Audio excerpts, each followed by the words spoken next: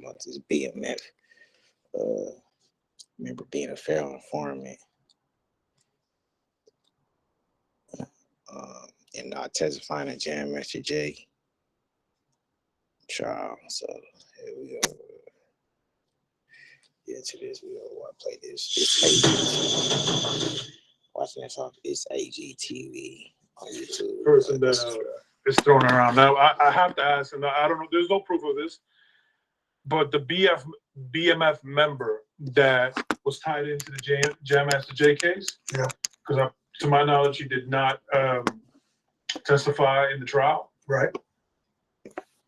And the reason why he didn't testify was because he is somehow working with the feds. Well, this particular person that you talked about, he didn't testify, and he's probably working with the feds. That could be possible. Anything's possible. People always think that, nah, this guy would snitch. He wouldn't talk. I was telling a friend of mine that the other day. I said, everybody talks. It all depends what kind of situation they get into, how much you have on them, and how deep they're in, and what they're looking at. You may find 1%, maybe 2% of people in these commit criminal activities don't snitch, because the government encourage you to snitch, and they could encourage you. I shouldn't use the word snitch. The word is to cooperate. Yeah. And that's what they use. Cooperate. The streets go snitch. Snitch, right. Cooperate. But the government tells you that you're a cooperator. Could that be true? That could be true. People believe this certain individual is a cooperator because he came out very early. Because he's out, and he came out very early compared to what he was sentenced to. Yeah, I mean, that could be, listen, I'm going to say it to you straight up. I know how these cases work, so anything is pretty much possible, I had a guy years ago, right? He was a blood. He was in the Bronx. And this guy was on the streets. He was very feared, so I had a case with him. And he cooperated with me to help me out with certain things, but he was also in a dispute with another guy who was another big drug dealer in the street. And I don't forget, I took him into the gang unit in Rikers, and I had to go into the cell, into the prison, inside, the inner circle of the prison, right. Where I walked inside the prison with him. And he said, Parker, you see, the guards even feel me here. Because the guards say, hey, man, what's up? Are you back? Like, they were very friendly there. And he used to brag, say, you see, I'm not a pussy in here. People respect me. And they do. They did respect him. But I also told him, listen, I'm going to be straight with you. I tried to put him in witness protection and everything. And he didn't want to do it. He said, Derek, I can't, man. He goes, I got to go back in the streets. The streets is my thing. I can't stay in a hotel or take some new identity. This is where I grew up. This is where I live in the Bronx. I'm going back. And I said to him, within a week or a month, you might be dead. Nah, man, this ain't going to get me. I said, I'm telling you, man, straight up, watch your back. Because the dude that you got beef with is pretty much on your level. And these dudes is looking to get you. If you come to get him, he's coming to get you. And sure enough, he got killed a week later. Wow. He was killed a week later. So the guards even feared him. They feared him. He was that kind of guy in jail because, it's respect too. Right. There's certain guys that you respect. You've seen the movies where the drug mogul goes into jail and the guards are like, yeah, man, he's cool. They give him a pillow, give him a blanket, give him extra milk. They do his laundry. Yeah. It happens, man. So, right. But he was that type of guy, and he was very, very feared, but he's very, very smart until the day of his death. He wasn't smart when I told him to move and to relocate. He didn't want to do that. Mm-hmm. But I understood it. I understood he's from the streets. This is his life. This is the way he's brought up. This is the way he lived. He lived by violence, and he'll die by violence. That's how it was with him. Live by the gun. I'm a gangster, and I'm going to die the way I lived. Live by the gun, die by the gun. Right, exactly.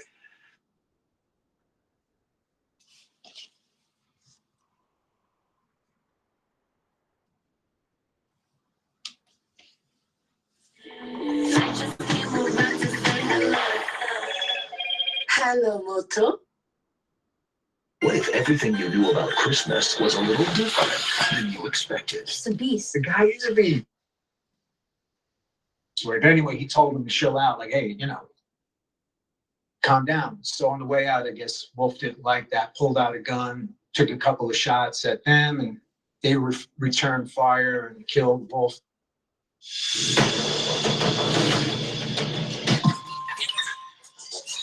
Force. I started getting word that through an informant I had that BMF was staying at the Royal Riga Hotel in Midtown Manhattan. And when they would come to New York, they would bring all these cars with them, either from down south or cars they had stored out in New Jersey. And they'd line them up on the block. And instead of valeting them, they used to pay off the doorman at the hotel to keep an eye on them. You know, they didn't want anyone, I guess, going through their cars, doing whatever, and always having stage there. And I heard they were having elaborate parties. We heard that, you know, they started a record label, and they had this kid, Blue Da Vinci, and a couple other guys, I think Young Jeezy. They were tight with a lot of the Southern rappers. And to show off, they actually took a helicopter over a big outdoor party in Atlanta and were throwing cash out the helicopter down to people. So, you know, they were also known coke traffickers. And so I said, all right, you know, I'll take out a case on them, and maybe if they're moving some weight in New York, we'll figure it out. So also, I guess during that time, there was a beef between Meech and Wolf. Puffy's bodyguard. Right. They were out of like a club down in Atlanta, and apparently Wolf had a thing for some girl at one time, and the relationship soured, and he got really drunk, and he was being belligerent, really rude, and out of control with this girl. And maybe she had a new guy, or maybe she was with Meech. I don't know the story. But anyway, he told them to chill out, like, hey, you know, calm down. So on the way out, I guess Wolf didn't like that, pulled out a gun, took a couple of shots at them, and they returned fire and killed Wolf and his buddy. I think it was Gertie was his last name. Maybe it was Lamont Gertie or one of those guys. You know, and so, you know, we knew that they weren't afraid of gunplay. We knew they were moving large weight. There was a couple of guys with them in New York that we identified. This one guy, Roy Williams, we heard he was doing credit card fraud, hustling a little bit, and he was maintaining some condominiums for BMF out in New Jersey, over really nice condominiums over in Jersey City. So they started a BMF task force, and we all flew down to Orlando. The DEA threw everyone down there. The case on BMF started nationwide. So all the narcotic cities that they had were predominantly, they were active in Miami, Atlanta, Detroit, and other smaller markets. So these guys would push in major weight. You know, like in Miami, they put out a DVD that actually some kid in the Bronx did. It's called Smackdown or something like that. Smack DVD? What's that? Smack DVD? The DVD was called Smackdown something. Okay. But this kid in the Bronx was doing it. His name came back as the producer of it or whatever. But it showed them with all their cars in this mansion and down in Miami. And I found out they were paying like 30 grand a month for the mansion, which was a lot of money back then. Right. A lot of money. So these guys, you know, had it really, were moving a lot of shit. And they were putting drugs and money on tour buses. There was this rapper named Hannibal Leck, L-E-Q, like Hannibal Lecter, you know. And he was on a tour bus of his own going towards, I think, LA. I think his management was LA based. And the Arkansas State Police pulled him over, and they found like $700,000 on the bus. Now, the Arkansas State Police doesn't just randomly go, hey, there's a tour bus, let's pull it over and ransack it. So if memory serves me correctly, it was probably an informant who knew the money was on it and was probably going to get a percentage of that money through the DEA or somebody for his assistance. But anyway, they recovered the money. So that's a major loss. You know, you can always replace drugs, but you can't replace money, you know? So, I mean, that was major weight. So anyway, we all go down to this SOD conference, and we all get introduced to each other. So it's me and this DEA agent, Eric Henderson from New York, and we meet with all the guys from, the case was based out of Atlanta, I believe. And I also believe that that is the connection, the first time DEA New York and the NYPD made contact with Greg Kading and the Biggie Task Force. If they weren't at that meeting, I think when they started their task force, they must have reached out probably because of the connection with Puffy and Wolfie being killed by BMF. But at any rate, there was a guy, Bob Bell, who was the case agent. He ran the entire case. And for whatever reason, he told us, if you guys are dealing with this LAPD Biggie task force, there's one detective on that task force I'm not dealing with, and he better not be on this case because he helped one of his informants beat a murder trial. So, you know, I'm not going to give up the detective's name. It doesn't mean anything. And I happen to really like the guy. But that was the first inkling of, again, all the things that were wrong with the LA case over the years, with all these strange things that happen that continually bring this dark cloud on that investigation, you know? So it's just weird. I don't know why I remembered that, but I don't know if it was warranted or not, because a lot of people talk shit in this business, just like they talk shit in any other one.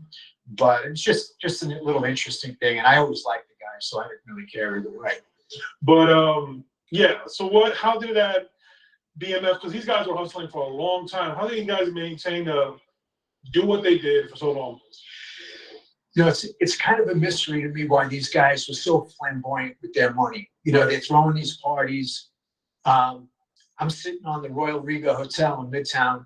I'm by myself. I have a brand new black livery cab with the livery plates on, the TLC plates on it. And I follow them off, and I follow them all the way up to Mount Vernon to a club called Sue's Rendezvous, which was like a black strip club up there. Yeah. And so finally, one of my partners caught up to me, and he got up there, and I was like, I'm gonna go inside. He's like, you can't go in there. I said, I'm fucking going in, fuck it. So when I got to the door, I showed the guy my detective shit, and I said, hey, I just want to get a few drinks to get the fuck out of here. The guy just looked at me, he's like, all right, go ahead. And anyway, I go in there, and there's bottles, like they bought like half the bottles out of the place. I'm trying to get up and get a drink. Everybody's eye fucking me. Everybody in there was a player, you know, whatever. So I finally get a couple of drinks, and I'm hanging out, and I was like, you know what, I probably, The mic is showing this there. You want to start it again? No, go ahead. It's fine. Yeah, so I figured sooner or later they're going to ask who I am, or say, you know, who the fuck are you, whatever. And there was no real intelligence to glean in there. I was looking to see if I knew any of the players. Anyway, I got out of there. We took some pictures, I think, you know, whatever, and went on our way. But the point is, they're coming to New York, and you know, after Wolf got killed, there was a big bodyguard. I think his name was Roy, or Big Roy. I think it was Big Roy. And he was complaining to all the guys out on the street, like, what is Puffy doing hanging out with these BMF guys? They killed Wolf. Like, what is he doing? And that's the beginning of Puff showing his character. This guy's supposed to be like his best friend. He saved his ass countless times. And yet here he is hanging out with the guys that killed him, you know? And it's, even though he brought it on himself, Wolf, it's still not cool. You know what I mean? It's crazy how the whole thing was over a woman. Yeah, stupidity. Well, it's woman and alcohol, I guess, you know? And pride, maybe like something was said, or maybe he made him feel that somehow broke his ego or damaged his ego. Some of these guys, they do, it's like they're blackout drunks. They don't know what they did. And anyway, it's not like he was a good guy. I mean, I think he was meant to meet a violent end in his life, you know? We first heard that he might have had a beef down there with some Nigerian heroin traffickers, and we quickly found out that wasn't the case. So I don't know if he was hustling or not, or that was a tip we got that was bullshit, but it's what it is. Right.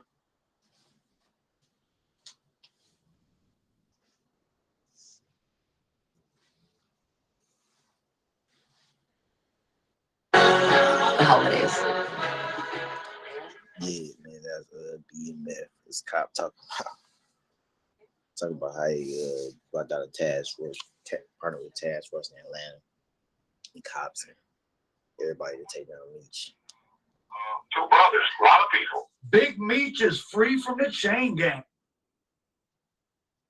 Have said a lot of people want went to jail behind two brothers. A lot of people. Big Meech is free from the chain gang. Welcome home to Demetrius Flannery. But the question at hand that is everyone wants to know is, did Big Meech turn informant? Content creators are making their Christmas money off of, I guess. So all the information has been out available for the public for quite some time. I interviewed Cuffy Gatling some time back. Wasn't extensive. I didn't really interview him. It was a call from prison. Oh, so you were that close or friends with them that you actually lived in Detroit with them for a little while? Yes, of course. Yes, of course. And from there we moved to Atlanta together. Yes, this is a 30-year relationship. That's what's so hurting about all of this. This is a 30-year relationship from 1990. What's the feeling in prison when people talk of? Do people in prison know about this? I mean, is Meech still? He's still a big celebrity in there, right? First of all, you have to. This call was from a federal prison. And I don't speak about things that I have no knowledge of, and I don't talk rumors. So when I say something, people from all walks of the country and neighborhoods that I've walked through are going to listen. So, but then you have the younger generations who are caught up in the hip hop world and this Big Meech and Big G and all these things. They don't want to believe it. And he's done a bunch of other prison calls. He has his narrative, and it's a tale of two sets of brothers, Big Meech and Southwest T, who we know from all the things that came out that they fell out during the course of selling dope, and Dion, aka Cuffy Gatling, and his brother Wani, aka Magic, who's deceased. I don't know if they fell out, but they had diverging paths. Dion Gatling got 10 years in prison as part of the original BMF thing, and his brother was wanted. His brother was holed up in a house in Atlanta. DEA surrounded it. Shots were fired at the DEA. They tried to say that Wani Gatling called maybe a guy named Jerry Davis, who was from yet another big ring in that area at that time, the Sin City Mafia, who was now doing life no parole, and had the shooters come, but feds could never prove anybody did anything. So there's an incident involving you or your brother, and it's a little confusing the way it's written up. Maybe the feds kind of tried to make it sound a certain way, that they were serving a search warrant in 2005. I don't know if it was on you or your brother, and supposedly Jerry Davis had a car come over and shoot at the DEA or something. What's that whole? What's the truth of that whole story? Yeah, that was with my brother. It had nothing to do with me. They had a warrant out for him when the indictment came out. They had a warrant out for him. The U.S. Marshals tracked him to a condominium in Atlanta, Georgia, and allegedly someone was shooting at the agents. But when you're dealing with the federal government, man, they make stuff up. Trust me, man. Half of the stuff you read, if not more, half of the stuff you read is manufactured by the federal government. But the Gatling brothers, very infamous and well known in St. Louis, just as the Flannery brothers are around the country. So if someone said to you, hey, do something, and Big Meech said it's cool, then you would have never thought in a million years it would be a problem. I would have never thought in a million years that you would be behind something like this. First of all, it's breaking all the codes. Well, what did he get out of it? He didn't get out of prison. Excuse me? What did he get out of it? He didn't get out of prison. He didn't get anything out of it. The case blew up. So it has been word on the federal prison grapevine for quite some time that quite a few people feel like Demetrius Flannery did things to violate whatever the prison code or the code or set up Cuffy Gatling. But so what's Dion Gatling in prison for? In 2020, he pled guilty. He got 27 years.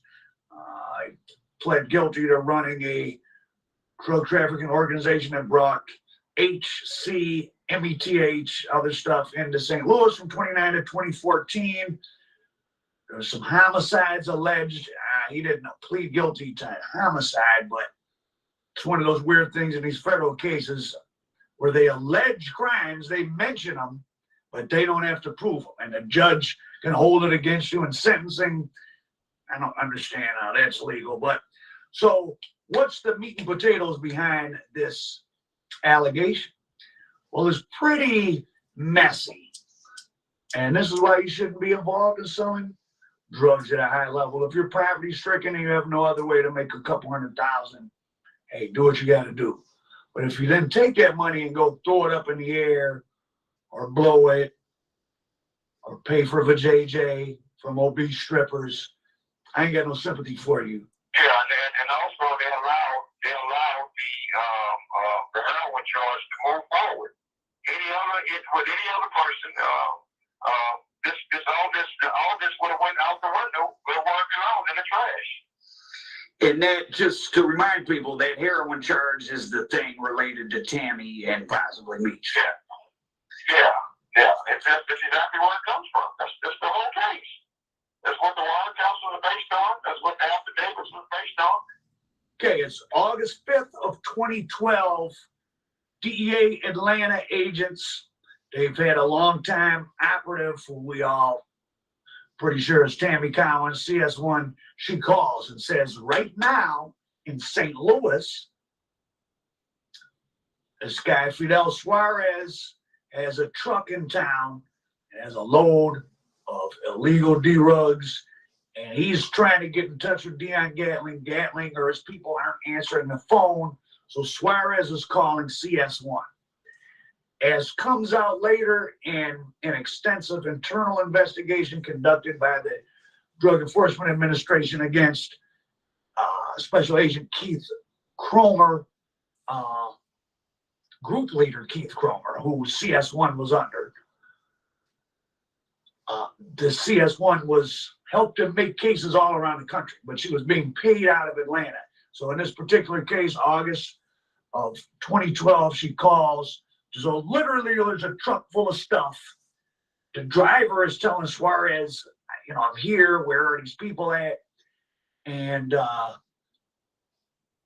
Tammy Cowan, what we think is CS1, is on the phone, not with Big Meech, but with Suarez and Gatling.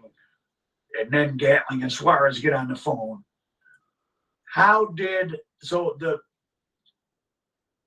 This leads to the wiretaps on Gatling, which then culminate in him being indicted some years later in his guilty plea to 27 years. How is this connected to Big Meech? Well, Tammy Cowan is the woman, if she is indeed CS1, which seems to be 99.9%. She acted as Meech's business agent basically for a long time, eventually got brokered the deal with 50 Cent. Though, just so you know, from a legal standpoint, once you're a public figure, they can make a show about you. Like, the Flannery brothers did not have to really consent to there being a show about them, but it was good for marketing. And, give them a couple bucks, you get Meech's son in it. Great marketing plan. He got them on board. They had minimal say-so. In the first season, Big Meech was kind of direct, having an influence on the show from his prison cell because they needed him to get everyone to go along with making the documentary that went on in between seasons and also being in the neighborhood and just all sorts of favors and to appease him. But once the thing got rolling, by season 3, it appears to be just all Grand Theft Auto made up stories. But anyway, so back to what happened with Gatling. So August, 7 days after. But I need some more. Yo, antics make me. Yeah, shout out to Al Prophet. Al Prophet on YouTube. Subscribe to Al Prophet. That's what gives me this good content. I'm playing his content. We talk about Big Meech, Dion Gatling, Cuffy. You know what I'm saying? Suarez, Terry Collins. Cowan calls DEA They get wiretaps and they're on Gatling and Suarez. Suarez is a guy that owned a trucking company out of LA. Fidel Suarez, boy, sounds like a fake name to me. I swear to God. I don't even, is Suarez even, is that commonly, for all our Hispanics watching, is Suarez a name commonly used in Mexico? I've heard it used in Bolivia and some other South American countries. I don't know. Fidel Suarez. That sounds like a name out of a movie, I swear to God. But anyways, it's Fidel Suarez. Like the DEA made up a fake drug dealer to entrap other drug dealers or something. That sure sounds like a fake name. I don't know. So how is Meech connected to this? Tammy Cowan is his business manager. And in this write-up from the DEA, it says that Big Meech met Fidel Suarez in the county jail during one of his cases in some county jail because Suarez was charged twice in, I think, 2005 when Meech and him would have been locked up fighting the case, and then again in like 2014 they tried to get him twice and they couldn't get him.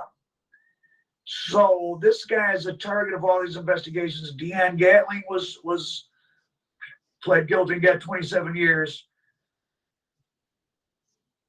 Now that I'm saying this out loud, it almost, is Fidel Suarez real, or is he something that the DEA concocted? Because CS1, as you can see from all this blacked out paperwork, did a lot of work. She was making cases all over the country, and she had a sexual relationship with her DEA handler. And she and the DEA wrote up in this report, or in some interviews they gave during this internal DEA investigation, about inappropriate contact between the DEA agent and Miss Cowan, that Big Meech met Fidel Suarez in jail, and that he passed along the contact information. So, first of all, that would mean, well, Meech and Gatling were continuing an ongoing criminal conspiracy, or that Big Meech accident. If he met him in jail and thought he was a real, like he was an active drug dealer, which Suarez, according to dope pulling up in St. Louis, would have been, then he would have thought he was a real person. And I don't, under street law, I mean, somebody might be mad at you if you introduce them to an informant, but it's not your fault if you didn't know. But anyways, it isn't Suarez that's the informant, it's Tammy Cowan, was Meech's confidant and friend. But is there a Fidel Suarez?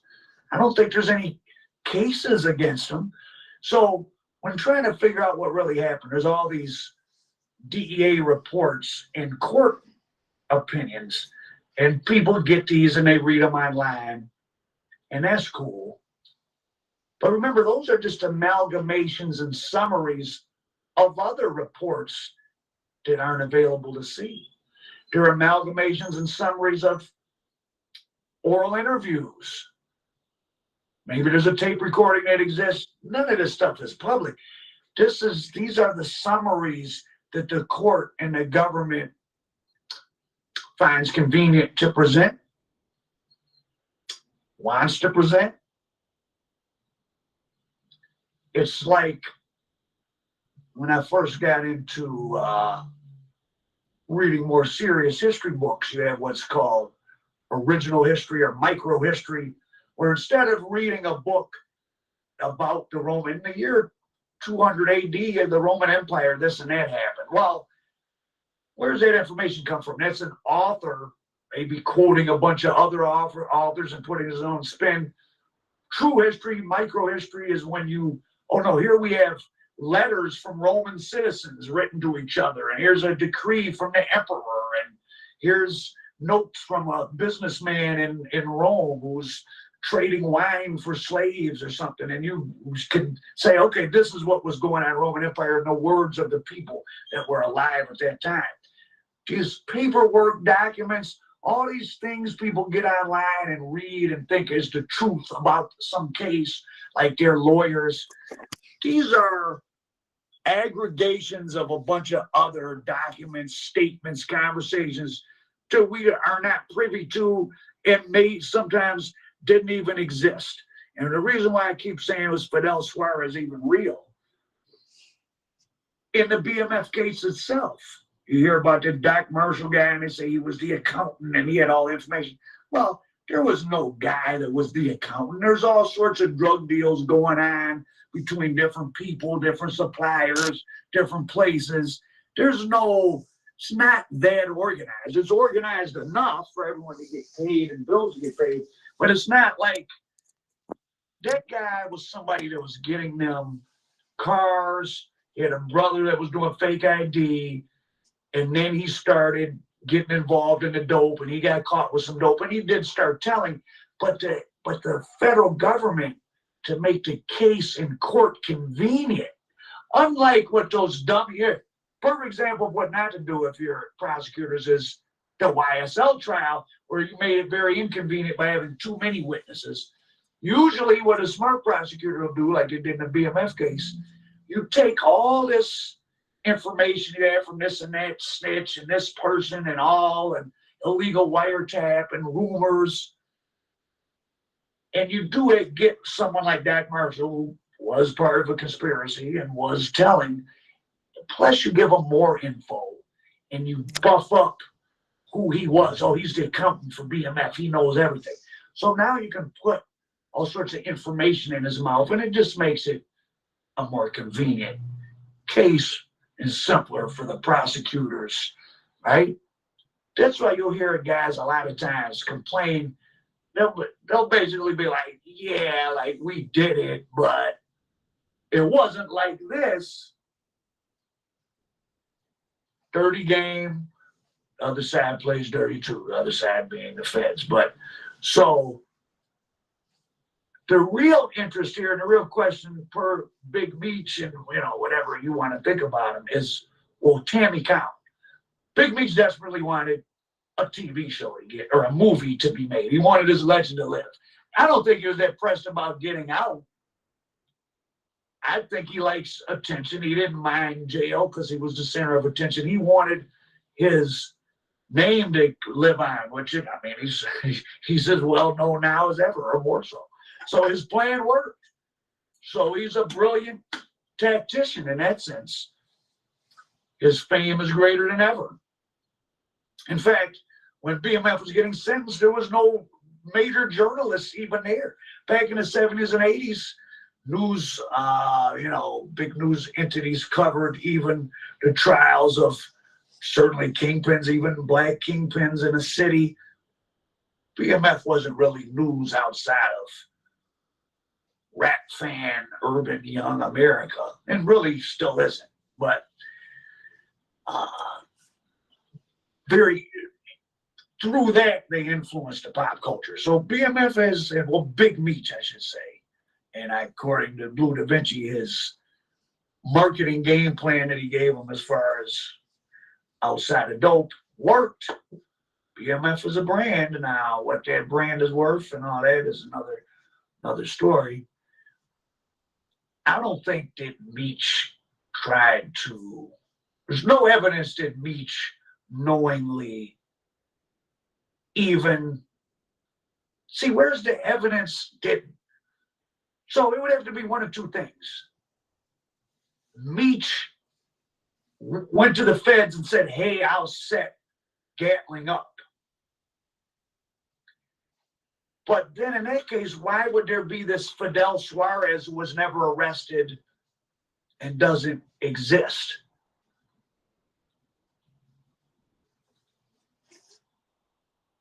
Or Tammy Collins, was in the middle of a lot of stuff. Tammy Collins, yeah. See, I'd be interested to know. The most interesting thing would be the story of saga of Tammy Collins and Meech, which we may never know.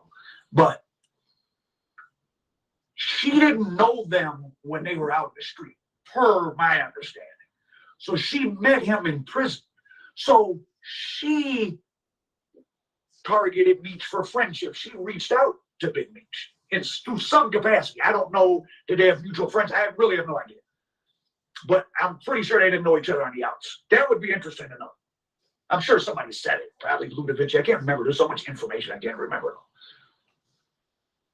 She was providing information all around the country. Because once you're in the circuit, if you're a drug dealer, if you're whatever, you're just, once you, in life, once you know, if you meet one NBA player, you're probably going to meet 10. If you know one big drug dealer, you probably know a few. So she was in the circuit around the country. But what's so interesting, well, many things are interesting, but here's a little, for all you Atlanta old timers, do you remember the Terry White, drug dealer? They call him in the paper the Terry White boys. I don't know if that was real but there was some drug dealer, Terry White.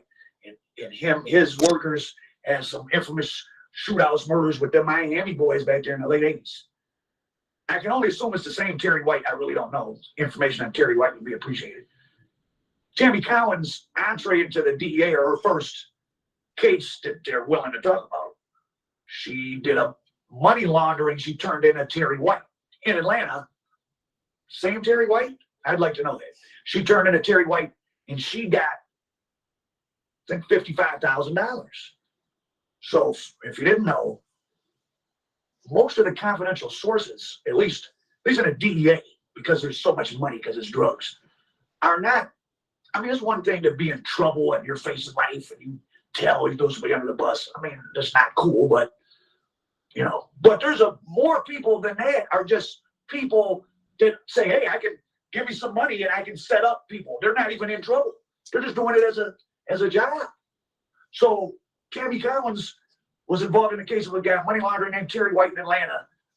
Is it the Terry White from the Terry White boys from the 80s? Not really relevant, but interesting. If anybody knows, I'd like to know. That's very interesting.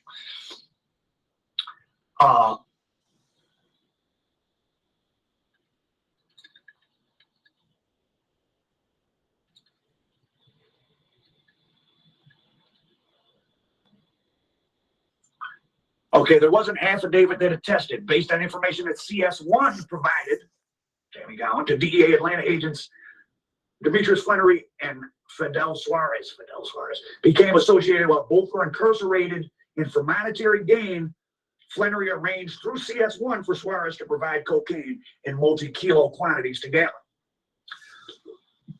Okay, if Tammy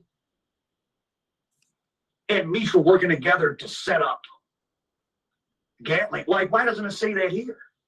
They hiding that Big Meech is a cooperate. I don't. At the time these documents were written, I mean, it's easy to think now, like, oh, everything's on the internet, but the DA don't care. Like, I doubt if they would have, because you can put in all kind of people's names. People I know put in their name, and you can get a couple documents and be like, oh, there, he cooperate. There he got caught with the load, and then he called for another one. That stuff's all over the internet. It's not hard to find. It's just people aren't looking up those people because they're just drug dealers from some city. And if you weren't involved with them particularly, what do you care? Wouldn't even know who they are.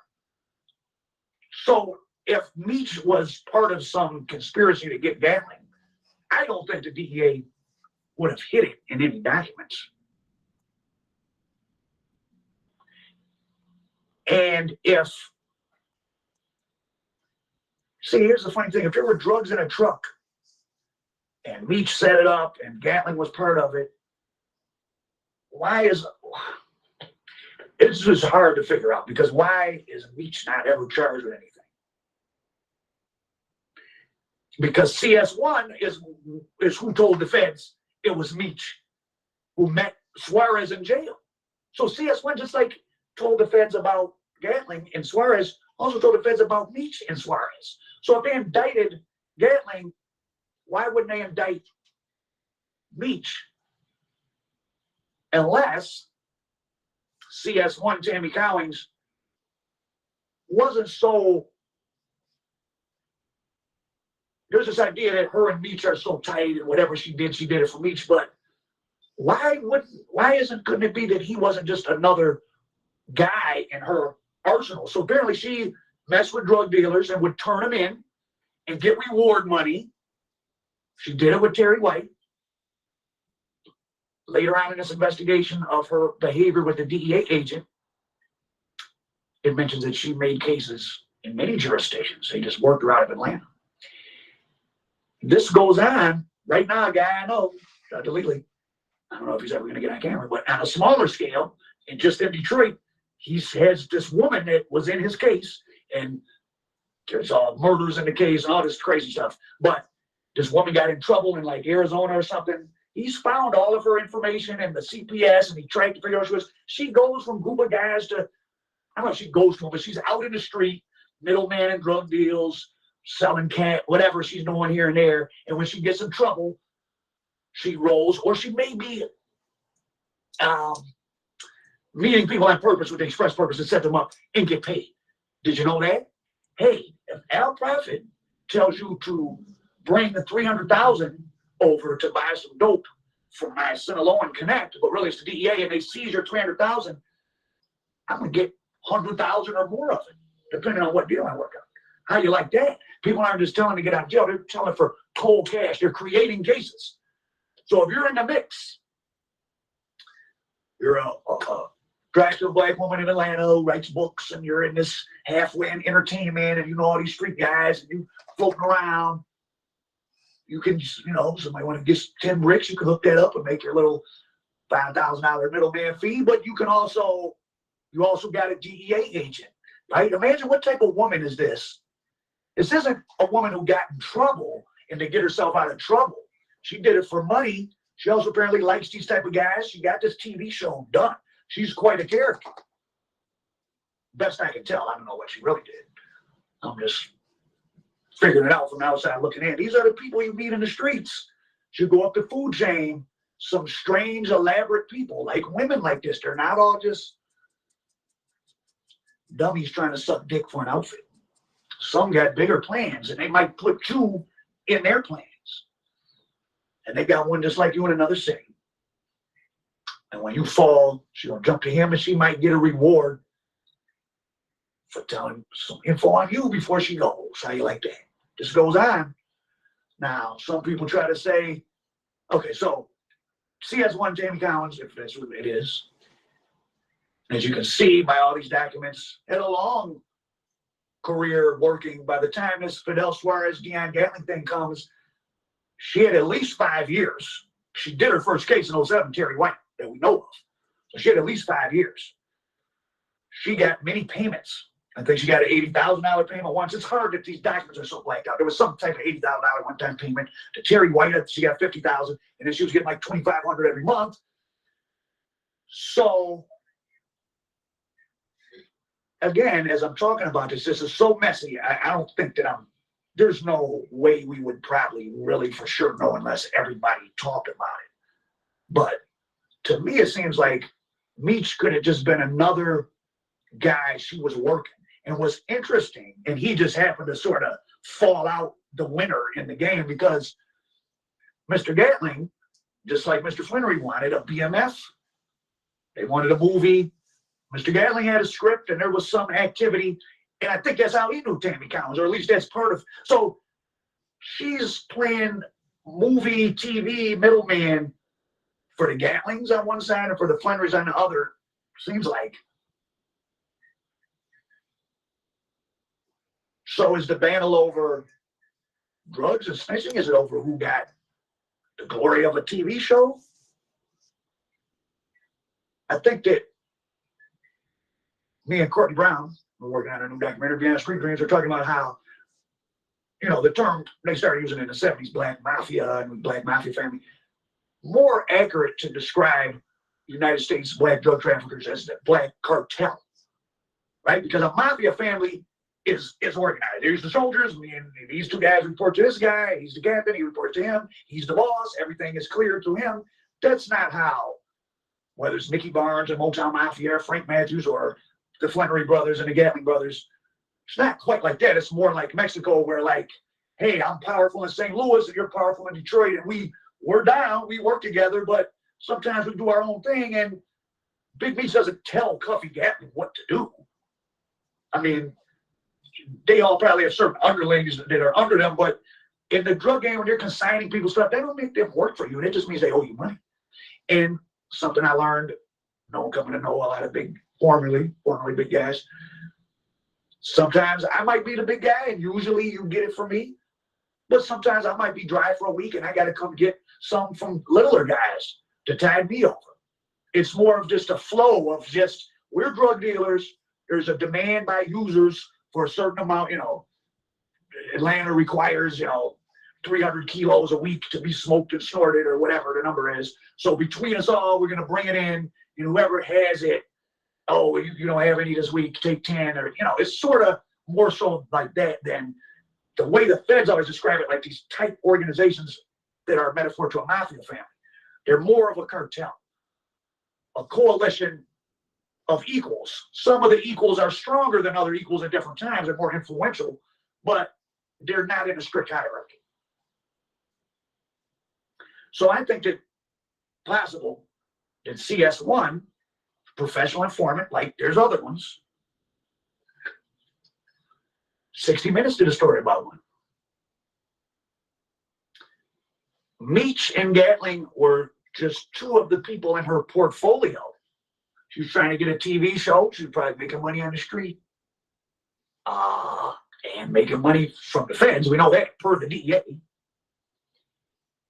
And it just so happened it worked out better for Meech. Is there even a Fidel Suarez? I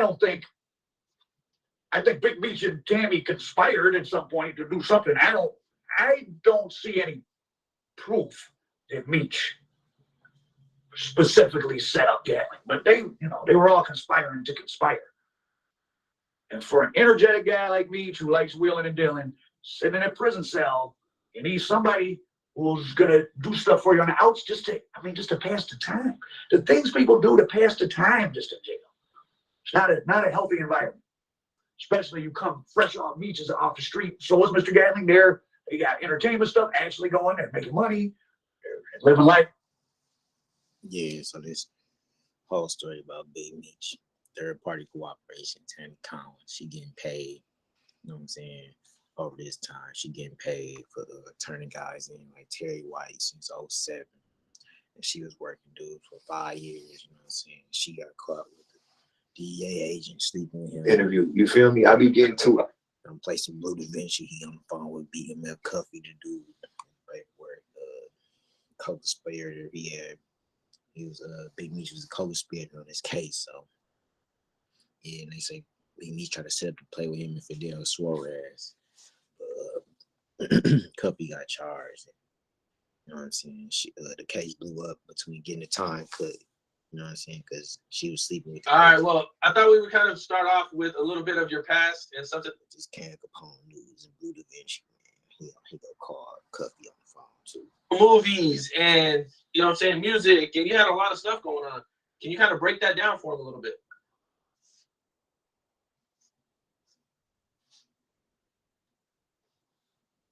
As being Pooh introduced me to Meech and them, and then I engulfed into what we knew as Stomping Ground Entertainment. There was no BMF Entertainment at that time. At that time, did you know what Meech had going on? As far as in the streets and personal, yeah. Nah, I had just met him, and to me, he was just any other CEO from the streets that's trying to turn their life around and do some entertainment. You know what I'm saying? So I looked at Meech just like I looked at a Birdman or a Master P or somebody that was coming out the streets and going into the music industry independently to do their shit. You know what I'm saying? I didn't know. I wasn't asking no questions. I didn't give this was the plan. This is what they wanted to do. They could finance, bankroll what the plan was, and I could orchestrate everything and lay it out as far as production wise and shit like that to produce the product and create the images and the logos and all of that shit. I had all that shit down pat.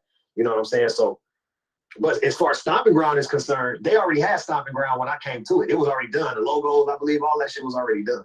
I believe. When I first got to Stomping Ground, they were doing it right when I was getting involved with it.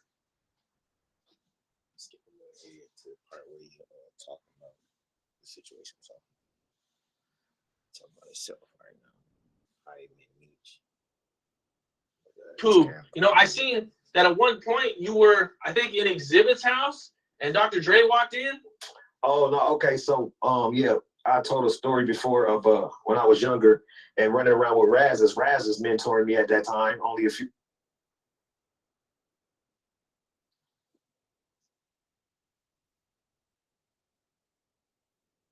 Against Deion Lamont Gatlin, Timothy Lamont Rush, Andre Alfonso Rush, and Lorenzo Ralph Gibbs. So them is the defendants, okay, right there. And all this shit should have been thrown out when the lady started on the mother agent, but they still didn't kept my man, and that shit don't make no sense. I don't understand.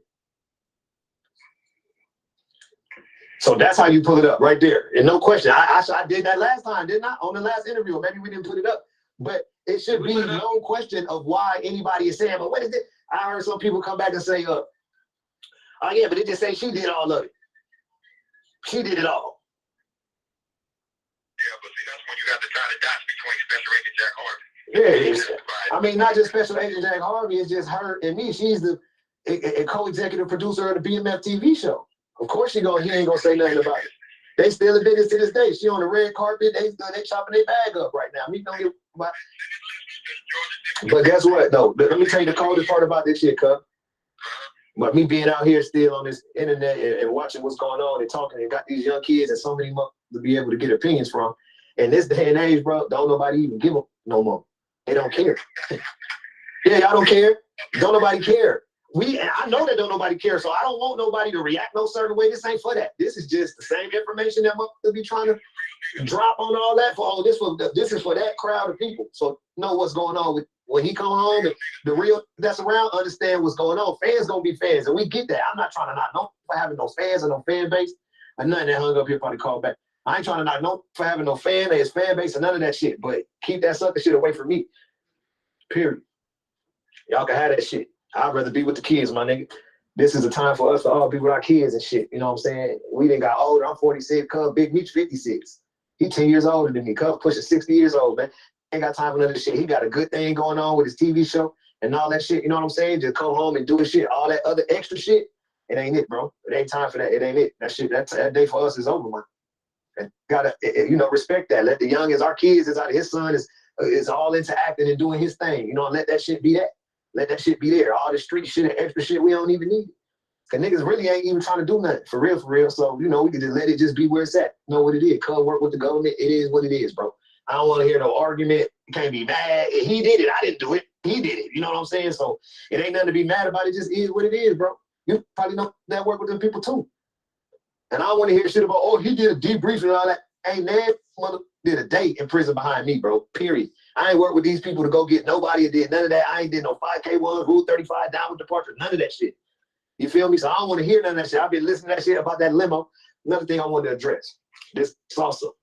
Well, they call him Sosa now, but I know him. I was introduced to the nigga's name was Salsa, like Salsa Verde, Salsa Dancing or whatever, right? He got this book out there, and in the book, it's got my picture next to some paperwork, and it's explaining, telling on this limo from back in 2008, okay? And he says in his book, oh, this Blue Da Vinci, the rapper told about this limo, everybody, with his weird ass. I just need people to know, our fans that's on our side and that's paying attention and really following the real shit of what's really going on, that paperwork is Ralph Sims' paperwork that he got in that book. That ain't no paperwork from Blue Da Vinci. Blue ain't got no paperwork. When you pull the paperwork, I got all that shit screenshotted in here. When you pull the paperwork or read what he got in the book and match the paperwork to where it came from, you see it's Ralph Sims' prison minutes or whatever. I mean, court minutes. I said prison minute. It's Ralph Sims' court minutes and shit. You know what I'm saying? So, bro, with this shit, and I got all this shit too. I got all this shit. You pull up Ralph Sims, BMF, limo, and you put those keywords in the Safari search, it'll all come up, and you can just read all this shit and be like, oh, so these is that ragged on this BMF shit. And then keep my name out your mouth as it pertains to anything of the sort. You know what I'm saying? You need to start paying attention to, for real, to be honest, what I feel, you need to start paying attention to what I've actually done for this situation inside of the culture of hip hop, as far as BMF is concerned. And not no drug selling shit. You know what I'm saying? This shit was about branding a company. Like, if anything, we show our culture that it's possible to be from all over the United States of America, come together and brand something that will become a household name. You don't gotta just be from your neighborhood or just your neighborhood. Like, could come from all over the place and rep their shit how they rep it together in unison. You feel me? And brand something that could be big. You know what I'm saying? Now, a lot of people say, but you gotta be selling drugs and you gotta be doing. Nah, you don't gotta be. You could do that shit in business. What about that got successful businesses from different areas and different places come together as some kind of crew and start moving together as a unit to show unity and to show black dollars starting to work together and shit like that. We got a bunch of entrepreneurs, bro, in the African American community. Right or wrong? We got a bunch of entrepreneurs, bro. It's nothing for that got like minds to get together and put their backs together for certain programs and certain things to do to show that we could brand. It don't gotta just be your brand of where you from. Like you can put other people with it, create some shit that's big, just so hard with egos and shit like that for people to come together. You know what I'm saying? But that's the type of shit that I be on, that I be wanting to see. It's the BMF way. And this is what the J-Bo shit is. All right. First of all, we're gonna backtrack to 2000 and I'm gonna say 2010. It was 2010. In 2010, no. Let me go back further. Let me go back before that. In 2008, before I was sentenced, I was in a Lovejoy or whatever, the holdover facility in Atlanta when you're waiting to go to the feds, right? So while I'm in this facility, they building a side. They're building and constructing a new side of the facility while I was housed there. Okay, they was building it. I believe it was called F-Pods or something. It was a new side. I never had got to go to it. It wasn't done, I believe, when I got there. It wasn't done when I got there, okay? So I left and go to prison, right? And when I went to prison, I speed up. Here comes 2010. They called us all, the government called all of the main BMF members back to court, okay, when Wu was coming in. That's how they scared. They automatically just writ you out of your prison. And they didn't tell me, they didn't ask me, none of that. McKnight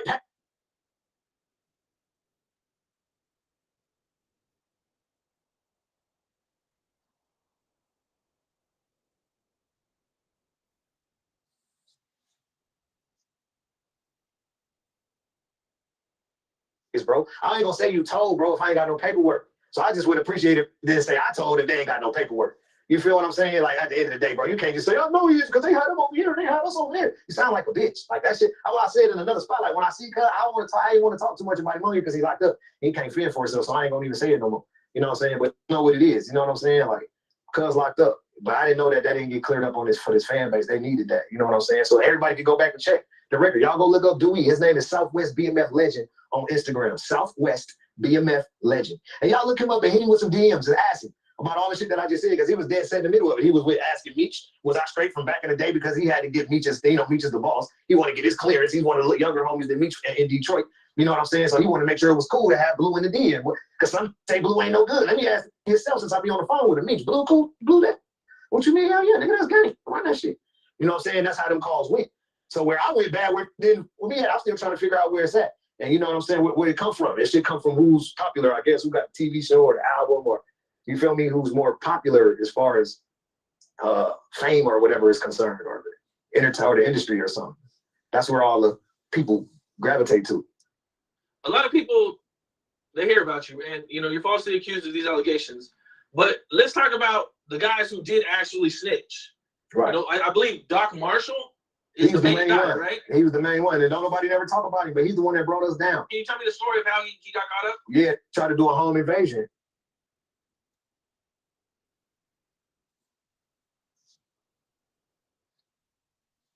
Before I even got picked up, like say that I told, right? But imagine this, bro.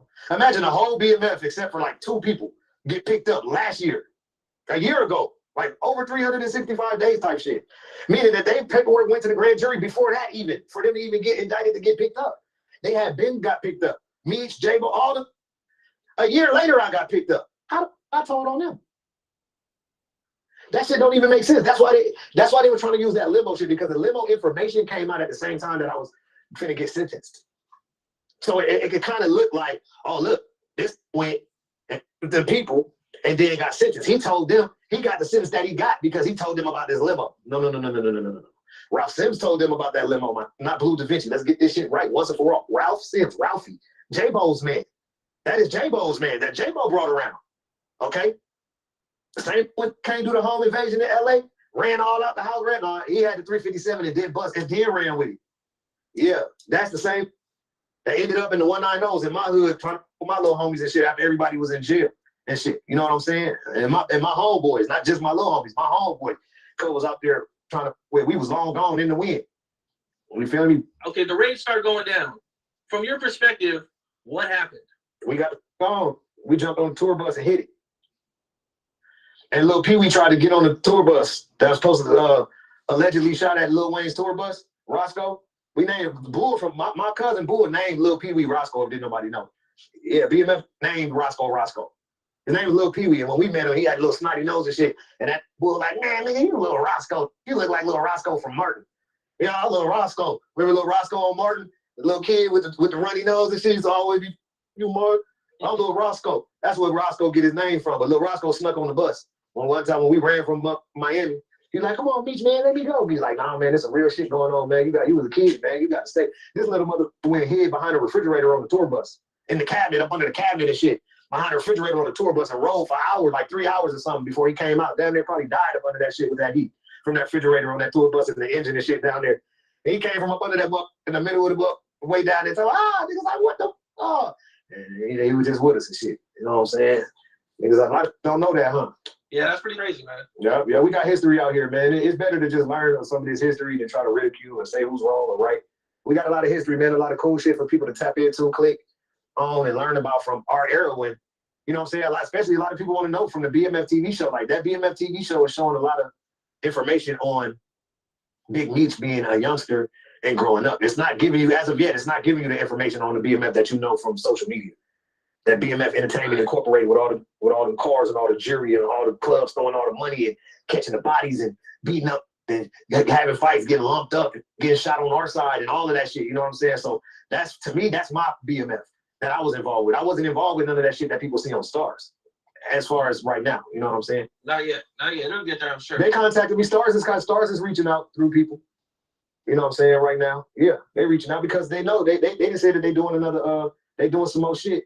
And they ain't got all the information, and they didn't all the research and shit that finally really came back. And the people in the building that ain't controlled by the narrative from Meech and what everybody else got going on, and the information that they fed them, and they learning all of the rest of the shit and the rest of the people and so many interesting characters that then die like Baby Blue. They'll tell you, I ain't heard nothing about Baby Blue with this BMF shit. He was the biggest celebrity out of BMF, bro. He's bigger than Meech at the time, bigger than Blue, bigger than all of us, to the people, to the crowd of people, the people was around. Dating Megan Good and Eva Marcel at the same time and shit like that. Like, you know what I'm saying? Like, so it's other characters and other people. You got Bull and still even D-Shot and Ill. Bro, Ill is one of the main characters, bro, for BMF, bro. Go read about it and go look at the tabloids. No disrespect or no nothing taken from Edie and all the rest of the homies that helped ground Meech from back in the day before all the BMF shit when it was 50 boys and they was trying to find their way. Shouts out to all them brothers. But this era that I was a part of is the hype shit, is the shit that TV won't. For real, for real. It's the shit that people know about, the shit that people still in this generation witness that's around right now. That's still outside going to clubs and shit. They was there. You know what I'm saying? That's what people want to see. And that's what you're doing with my project in this motion picture.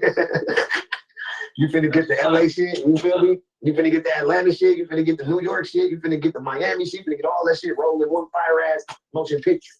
You feel me? Did Doc Marshall ever make any statements against you? Yes, Doc Marshall was the reason, bro, why I had to plea out. Doc Marshall made the statements that he seen me receive 80 to 100 kilos on at least 6 occasions or something like that. Okay, and then he had one time that he knew for a fact, and it was 4th of July, 2003. So if I didn't have no alibi about being at my house, basically being at my house, it wasn't even about did I receive the drugs. It was just, was I here? On July 3rd, 2003 is what my lawyer asked me. You know, like I was at my house, I had a 4th of July party, July 4th. I had a 4th of July party that day. Or maybe it was on the 3rd because it was Saturday, it was the day before. I don't know. It was before the 4th of July. It was a party at my house and I hosted it. So I was at my house all day. I sent runners to go to the store. I never left my house. The weed came to me, the drink came to me, the meat to put on the grill. People was in the pool. I'm in the studio, downstairs in the studio and shit. I never left my house. So he was like, yeah, if you ain't got nowhere else that you could put yourself in that day, it's going to be hard. That's because he said that he seen you do it this many times, but he know for sure you did it on this day because y'all was here, y'all was in this garage, y'all was this time after a party, everybody had left the party, and after everybody had left, a limo came and blah, blah, blah, blah. And he told a bunch of shit, but a bunch of told on me, bro. I got like 12 statements, main statements. More people even made statements, but the main statements that had my lawyer like, bro, we're not going to be sitting here going back and forth with all this shit and all this shit. Some of this shit you did, some of it I did was lying, but some of it I did. And he was like, bro, he was like, we'll do better just going to get a plea than trying to fight all this shit, going to trap all this shit, and you get 17 years because it pinned you on the 4th of July, and then they're gonna ask you Okay, well, if you didn't do it on 4th of July, have you ever done it? And then you go under oath, or they put you on a polygraph, and then you fail it, and you don't got to go under oath because you already failed this, or they're just going to charge you. He's like, it's a bunch of shit that go with that shit. He's like, we'll do better, bro. Just taking a little 9 years. They basically offering me 9 years at the time. I ended up doing 5.5, but they offered me 9. But they was offering me 9 on the wrong pretense. They was offering me 9 under an average role, and they should have been convicting me under a minor role. So at my sentencing, we moved for a minor role reduction. So I came out of that average role. And because they couldn't prove that, none of that shit about what he was saying, it was just his statements. You know what I'm saying? They couldn't prove I had the drugs, and none of that was a conspiracy. So since they couldn't prove it, then they had to go with the majority statements. And the majority statement said I was loading cars, counting money, that my role wasn't that of a boss in the conspiracy or a leader in the conspiracy. Most people were like, nah, Blue do the music. Yeah, he probably did this and did this before. I didn't see him do this and do this, but he wasn't controlling no traffic. That's what was telling the police. And so at the end of the day, when the statements were compiled, everybody that had like statements, in my case, all was convicted of a minor role. And it was still holding me at an average role, like solely at an average role. So my attorney waited until we went to sentencing. He knew it the whole time. Once he got all the discovery and all of the shit and looked at everything, like, hold on. All these 13, the main snitch, which was Doc Marshall, was said this about. And these 3 or 4 people said this about. And it's reoccurring statements. Yeah, we see them loading and counting. We see them loading and counting. We see them loading and counting. It was the same statements that got picked up. You feel me? And those statements constituted in a minor role accusation. Since this was saying he had seen me, the rest of these didn't say this, but this said he seeing things they star witness. Everything he said they believe. Oh, you seen Blue do 60 or 100 of them? How many more than 200? Okay, and then we finna charge him with 150 or more. And that's at an average role. You feel me? But they couldn't prove that he seen me with all them bricks. And most of the majority statements said I was just counting money and loading cars. So they go with the majority statements in the court size. You feel me? So now Blue should have the same minor role like the rest of these defendants on his case. If you look at the beginning of this BMF shit, when the Source Magazine did, they break down the shit, and they got the DEA BMF family tree. The first one, the initial one, I'm the underboss, right under Meech. It's Eric Bivens up under T, and it's Blue Da Vinci up under Meech. It wasn't until it got picked up and started telling what was going on that they said, oh, they not Blue down. But man, Blue wasn't doing the drug shit like that. Blue. He might have did some shit, but he wasn't doing it like that. Blue. Everybody's saying it's this J-Bo. Yeah, the junior boss. He's the one everybody keeps saying J-Bo, junior boss. His name is in the mix. We put him as the what's the name? As the underboss. So then once that shit hit the courts, all that family tree was switched around. People was moved around, and I was brackets up under that shit once we got to court. I was way down here with the drivers and that was loading cars and shit like that. You feel me? And they never scrutinized BMF Entertainment incorporated my company. That shit never went to court. Never got nothing filed against it, nothing. That's why the snitch bro, Tammy Cow is able to go and do business as BMF Entertainment because they never came after that shit. When they tried to hit me for some money laundering, which would have probably tried to connect him to some BMF Entertainment shit, I sent $366,000 worth of receipts to the court. They're like, how you bought this Ferrari then if you was making legal money? And I sent the receipts. That was for one club, Crowbar, and here in Miami. He did like 566, 582 or something between January and June of 05. In prison. Oh, it's love. Like everybody love BMF, dog. Like because it's love. Like we have so much love for so many different people. And people didn't caught some of that love from their people somewhere. You know what I'm saying? So once you get to a place like prison, where there's people from all these different states there that they got the report from their cousins, their homeboys and shit on the street, like that came through here show love. With the BMF. So now next thing you know, when you get to prison, a bunch of niggas like, nah, boy, I'm showing love out there, boy. It was all love. You know what I'm saying? I ain't had no problem. I had one fight over a card game in prison, bro. I didn't even have no fights like that or none of that shit. I wasn't in California State Prison where I got to go in there and fade every day because I'm from one I know and the different coming in them up. That's from somewhere else. We got problems. I got to fight everybody. What I got a problem with in LA counties and jail where I'm from. You know what I'm saying? Since I was in the South, it wasn't even a whole lot of Crips and shit there. There was a few Crips on the compound. It wasn't even that kind of movement. You know what I'm saying? There, it was just more like racially broken. You know what I'm saying? Whites, Hispanic, and then blacks type shit, and then others. Okay, now I interviewed Terrence Gangster Williams, and he was locked up with Meech. Uh-huh. And he said in there, like Meech had like everybody following him, and he even said he had like dudes claiming BMF and everything. Yeah, I heard. I just seen a bunch of come home from prison BMF. And you said 25 guys would be around him all the time? Yeah, and let me tell you what was shocking with these guys. Some of these guys were leaders, were dudes from other cars and cliques, and they started getting BMF, EIN Entertainment on their neck, on the left side of their neck, representing that BMF clique, man. That's what blew me. Yes. And caught that bug, caught that wave of that bug. But that's how Meech is, bro. Meech is a cool dude, bro. If you get a chance to be around it and shit, you'll be like, damn, man, why is I had to do that shit? You feel me? Because he a cool ass, you know what I'm saying? He a real down to earth. He like this. This means she like this. Yeah, man, shit. You already know. We finna go out tonight. Yeah. I'm talking about, I'm probably finna bring 100 in that month tonight. Shit, all my man then bring probably 10 a piece or something, 20 a piece. And we coming that big 300, 400,000 that mother. Who gonna stand up with us? We want all the champagne. Talking about, oh, there ain't no ones left in the club. Meech, let us get some one. Hold on, y'all got to wait until we get done with him. That's how Meech is. He's always a cool, laid back, fun to be around, bro. I can't take that from the nigga. I'm gonna keep stressing that shit. I love it. I tell anybody I love it, Meech, bro. Just because the nigga got the paperwork and worked with the government and did all that shit, it's just something he did. You feel me? It don't mean that he didn't do all the shit that he did do for me and others. You know what I'm saying? I'm grateful and all that shit for even being for DJ Pooh put me around him to elevate my shit. Free radicals are everywhere. Yeah, this BMF, Blue Da Vinci talking about his time with BMF, Big Meech, around all them in the early days. First, he was on the phone with Cuff, he talking about that Tammy Collins deal. But yeah, it's Blue breaking down everything about the BMF movement.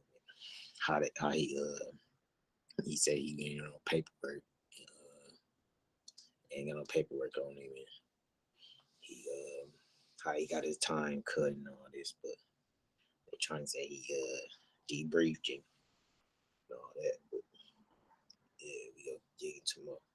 It is Kyle Capone News. Blue Da Vinci saying BMF. Or to be able to spin the bag on my dream and shit like that. You know what I'm saying? It's not like I'm not grateful and not thankful and not still happy to have been a part and be a part of BMF and all, help create what we know as BMF Entertainment Incorporated with all that was on the stage and all them places and together living in them houses, whether they're pushing the bag or pushing the entertainment. I appreciate it all. I wouldn't do it no different if I had a second chance to do it. You feel me? I would, I probably would encourage some other to do it a little different, but I would do it the same, gang. You know what I'm saying? I appreciate that shit. I love that BMF shit. I'm a part of that shit. I am. That's why I always be telling. I am BMF. Like you still with BMF? What you mean? I am BMF. Wow, Big Meech is BMF. He is BMF. J-Bo BMF. J-Bo is BMF, bro. Bull, Tito, D-Shot, Hill, Betty Blue, nigga, Mondo, everybody, all of them still BMF. The world is BMF, bro. That's what we said. That shit don't change. For me, the world is still BMF. Look, they got TV shows going on. We got motion pictures coming. Everybody's still talking about it, popping merch off and shit. Everybody want to put the logos on and shit. You feel me? Everybody everywhere, you know, it's from BMF around. And every club in America, you go in and claim some BMF somewhere in that month. You know what I'm saying? So that's what it was for, bro. It's really for unity. I took it more as for unity than for drugs or entertainment or anything, bro. It was for unity. I've seen that there was one white guy from BMF. One white guy from BMF. Who? There have been a couple white boys from BMF.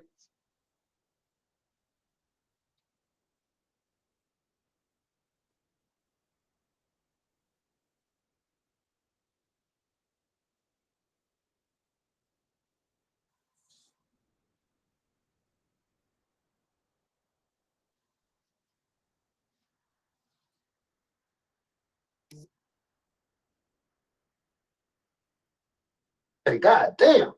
It was one of them things, boy, we moving around the streets. Real G shit. People, and I'm gonna ask this question, but I don't want people to think like I'm looking for some funny shit. But I heard that Diddy and Meech were really close. Yeah, they was homeboys.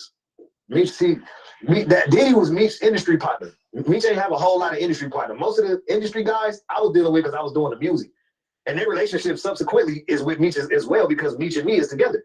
And he the big dog. So everybody like, yeah, Meech my man. Put me a big, but all the bids, if you look at the records, it wasn't Meech and Bun B doing records. It wasn't Meech and Fowler